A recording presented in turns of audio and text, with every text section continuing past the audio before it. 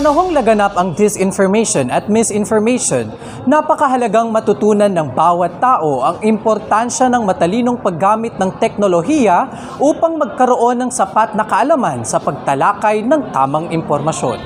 Kaya naman nagkunsad ng training and workshop ang Bachelor of Arts in Communication program sa CSU Cari Campus nitong ika-13 ng Disyembre. Nilhokan ito ng iba't ibang estudyante mula sa 3 barangay gaya ng Linao East, Cagay at Catagaman Nuevo.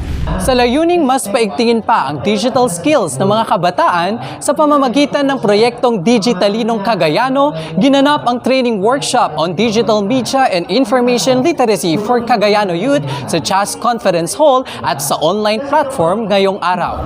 Pinangunahan ni College Extension Coordinator Associate Professor Patrian Padua ang pagsimula ng programa kasama ang iba pang mga faculty members habang sinundan naman ito ng mensahe mula sa Campus Extension Coordinator Dr. Joel Binasoy at ang Statement of Purpose ni Project Member Implementor Dr. Imreliza Rodriguez. Sinimulan ang training workshop sa pagtatanghal ng mga estudyante mula sa Lingap DevCom sa isang nakakatuwa ngunit siksik sa kaalaman na Digitalinong Puppet Show. Binigyang linaw ni Dr. John Justin Rodriguez, ang project leader ng Digitalinong Cagayano, ang kahalagahan ng pagiging digital literate citizen sa online world. Binahagi rin niya kung ano ang media and information literacy at mga elemento ng digital citizenship. Matapos ang diskusyon ay nagkaroon din ng maikling knowledge sharing mula sa mga participants. Doon po sa pinakita nyo pong puppet show kanina, which is when it comes sa misinformation po,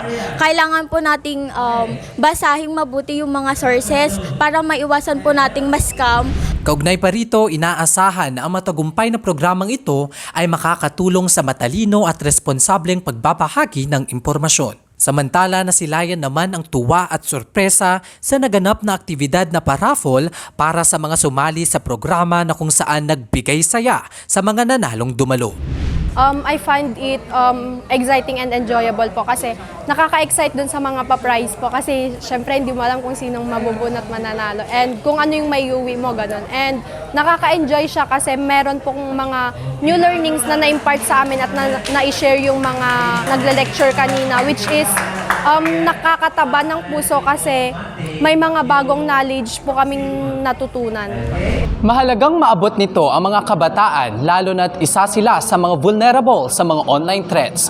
Kaya naman napakahalagang maturuan sila hindi lamang upang maging DJ marunong kundi maging digitalino rin sa paggamit ng digital media.